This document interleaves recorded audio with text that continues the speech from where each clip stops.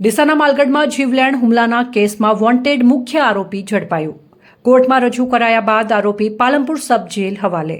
ડીસાના માલગઢ ગામના રાજકીય આગેવાન અને તેમના પરિવાર ઉપર જીવલેણ હુમલાના કેસમાં છેલ્લા ઘણા સમયથી નાસ્તા ભરતા મુખ્ય આરોપીને પોલીસે ઝડપી પાડી કોર્ટના આદેશથી પાલનપુર સબ જેલ હવાલે કર્યો હતો।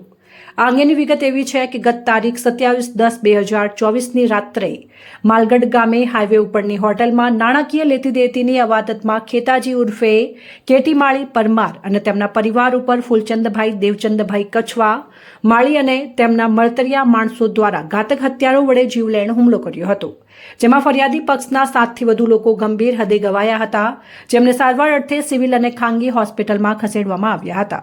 હુમલામાં લોહી લુહાણ બનેલા ખેતાજી માળીએ આ બાબતે 9 સામે નામજોગ અને અન્ય મળી કુલ 16 લોકો સામે ડીસા તાલુકા પોલીસ મથકે ફરિયાદ નોંધાવી હતી, જેથી પોલીસે ગંભીર ગુનાની 307 કલમો સહિતની લગાવી ગંભીરતાને ધ્યાને લઈ આરોપીઓની અટકાયત કરી હતી। પરંતુ મુખ્ય આરોપી ફૂલચંદ દેવચંદ કછવા માળી છેલ્લા ઘણા સમયથી પોલીસને ચકમો આપીને નાસ્તો ફરતો હતો, જેથી ડીસા જ્યુડિશિયલ કોર્ટે તેને વોન્ટેડ જાહેર કરી ધરપકડ વોરંટ કાઢ્યો હતો, જેના પગલે બુધવારે ડીસા તાલુકા પોલીસ મથકે હાજર કર્યો હતો, જેથી પોલીસે અટકાયત કરી કોર્ટમાં રજૂ કર્યો હતો। પણ પોલીસે 9 માસથી નાસ્તા ફરતા આરોપીના રિમાન્ડ ન માંગતા કોર્ટના આદેશથી પાલનપુર સબ જેલ હવાલે કર્યો હતો, જેથી પોલીસની કામગીરી સામે પણ અવનવા તર્ક વિતર્કો વહેતા થવા લાગ્યા હતા।